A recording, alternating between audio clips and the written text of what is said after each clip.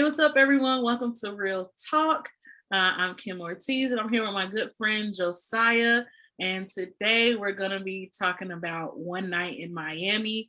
So if you haven't seen it, this is going to be full of spoilers, probably. So I Yeah. would go watch it first, then come back here for the discussion. But if you have seen it, just stay tuned, hit that subscribe button, and join us for this conversation.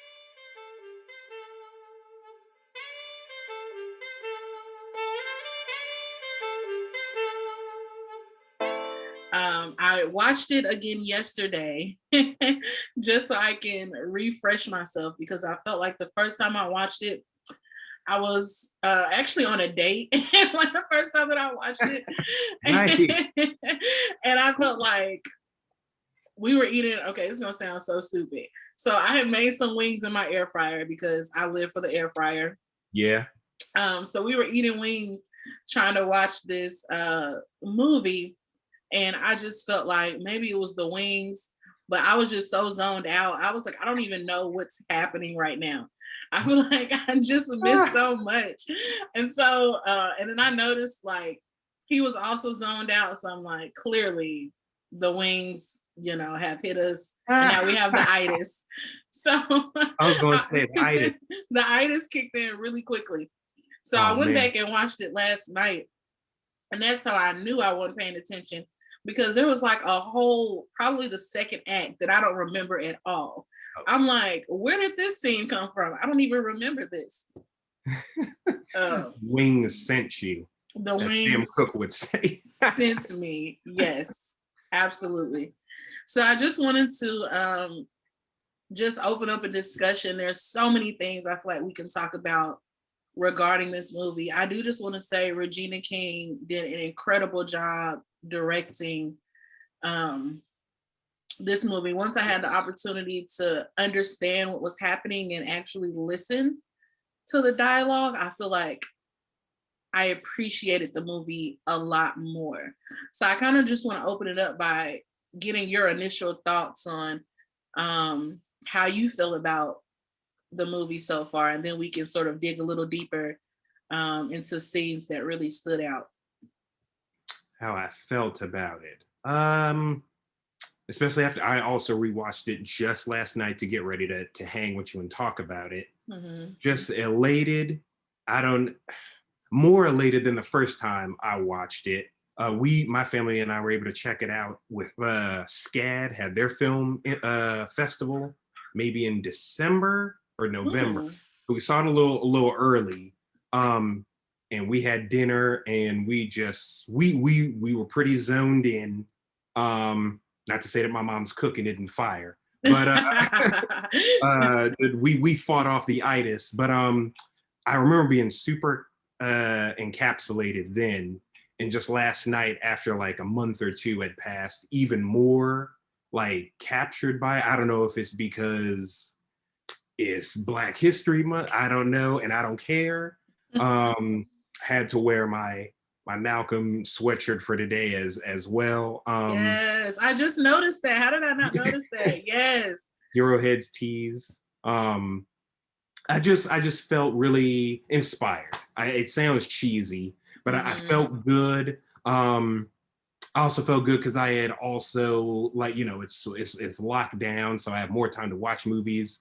I had just rewatched Judas and the Black Messiah before Oh, that yes, for the same. second time.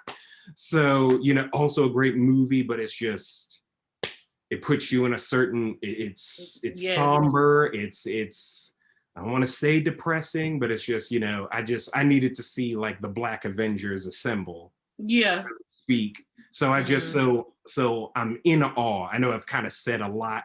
I'm kind of awe inspired, and just I needed to see like these four brothers hang out and talk about the discourse of being Black, being great in the 60s, and just the challenges they were facing, just trying to live their lives and also kind of represent. I felt inspired. What about you? Yeah. After I actually had an opportunity to pay attention and understand what was happening, because at first I sort of thought, well, maybe this is going to be, I don't know, for whatever reason, I just thought it was going to be a conversation before we see Malcolm X get killed. I thought that was the direction Okay, that the movie was going, that it was going to I be see.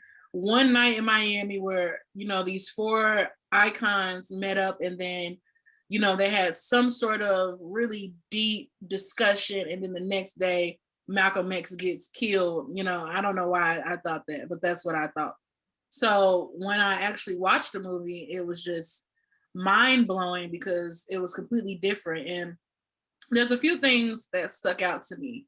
Okay. Number one, I knew that Malcolm X and Muhammad Ali had a very close relationship, but I didn't, really think about Jim Brown or Sam Cooke Yeah. and how they might all be linked together, even though this was a fictional account. Mhm. I feel like they all, still knew each other. Yeah. Um, and it was very interesting to see sort of the dynamic between Malcolm X and how he felt like he was, so his contributions to the culture, to the community versus everybody else's contributions, and sort of his way of trying to, I don't know, I Mhm. felt like he was really sort of disregarding what Sam was saying. And maybe because I come from the world of the music industry as a super fan of Sam Cooke, Okay. um, I think that was one thing that sort of bothered me. Like, I love that they were challenging each other, and the goal was to sort of uplift our community. But for Sam, his thing was, just because I'm not loud and, condemning white people on Right. television doesn't mean I don't have the interests of Yeah. my people at heart. And Yeah. so I liked that Sam was coming from a place of, I don't have to be loud. I don't have to write songs condemning white people. I Sure. can have Black ownership and Black Yeah. equity and put money in the hands of Black people. And that is just as important as you standing on a podium, as a minister. Like, Yeah. this is my ministry. And I felt like Yeah. Malcolm X was like, nah, I ain't trying to hear none of that. Like, you like white women, you don't openly condemn white people, so you ain't down for the culture. That's what No, I felt like Malcolm X was saying. Like, what's your take on that? I felt that too because I just finished reading Cicely Tyson's memoir, and one of the things you'll appreciate, I'll give you a little bit of this, that she says is what Sam Cooke says, just in her own way. Mm-hmm. She talks about how in her early career, she kind of felt, she didn't say she felt like Sam Cooke, I'm just drawing the parallel. She Mm-hmm. felt like being an actress was her way to revolutionize because she was tight with Maya Angelou and Miles Davis and others who were more Mm-hmm. explicit with Black civil rights and everything. And she was angry. She'd faced injustice, but she was also a very meek person. She was, I think, the middle child in her family.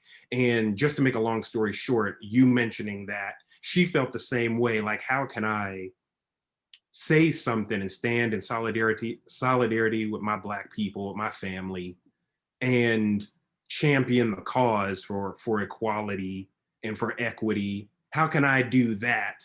And can it be on stage as a theater actress, as a film actress, television actress, and is it worth it?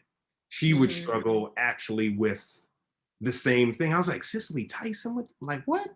Because it's Cicely Tyson, and so Right. that, and I felt like you, and as Sam did, where I would sometimes feel like, but maybe today you're not supposed to say this, but maybe I'm tired. Maybe I Mm-hmm. don't feel like, and I feel like in the movie and in the play, which I'm also, I hope y'all can y'all see that? It might not be It's a reflected little right. glare. Oh, we Sorry, can see it now. Yes. I love that I love that you always read the plays. That's one thing I noticed about you. That whenever a movie comes out, like when Ma Rainey's Black Bottom came out, I right, know that yeah, you yeah. went and read it. So I love that you do that. yeah, I had to catch up. I was sorry I wasn't as fresh, but they were amazing. I'm glad I read them. I'm glad I bought them. Yeah, it was because the movie's kind of like there's like struggle Olympics between all four of them, right? Like, well, I'm down for the culture. Well, I'm more down for the culture. You're not down enough. And I did like that sort of Black Breakfast Club thing going on of like, here's my struggle, because I bookmarked before we started talking the page where there's a fight or an argument. Malcolm leaves to cool off, and Muhammad Ali, or Cassius Clay as he's known at the moment, is like standing up for him to Sam, because he's like, to Sam and Jim Brown, because Cassius is like, well, guys, he's on the front lines all the time. All the time. We get to, like, Cassius Clay gets to escape when he's in the ring. Jim gets to escape when he's on the football field. Sam gets to escape in his music. And you remember they're like, well, Malcolm, you can't sing, you don't play sports, you don't do, they try to put that against him. And Cassius tries to actually turn that around to his benefit, to say, guys, let's get some perspective. He's not artistic in the way we are. He's artistic in the way he is, and it deserves some respect and some perspective, because he can't escape the way we can. We just need to think about that. So yeah, that I said all that to say, my bad. It resonated with me as well, of just Malcolm. I guess I sort of took the other angle, but like Malcolm had the blinders on like a racehorse, and that deserves to be seen. But I was glad that Sam and Jim still stood up, and that they could have that back and forth, and that Cassius also stood up for Malcolm. All the points were allowed to kind of they were allowed to breathe, because Sam, makes that point about how the Rolling Stones were lining his pockets when they covered, I can't remember what the song was. They covered one of his songs, or the song of his artist. Yeah. And he was like, dude, the equity you were talking about, he's like, dude, they don't even know that they're making Black folks money by covering our music. When the young guy who they cover his song, he's crushed because their version of the song outshines his version. And for 6 months, the young artist is like depressed. But then so when he that gets their royalty check.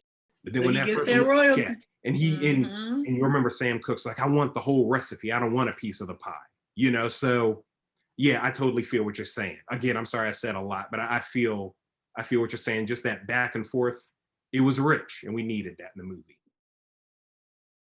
Yeah, and I love that. But when they're up on the roof and they're having this discussion, and it's even more heated, which I would be mad too if, my homie just became the heavyweight boxing champion of the world, and I'm coming back to a hotel thinking there's liquor, and they thought it was gonna be women there. Right. Jim Brown says that he was trying to, get his rocks off.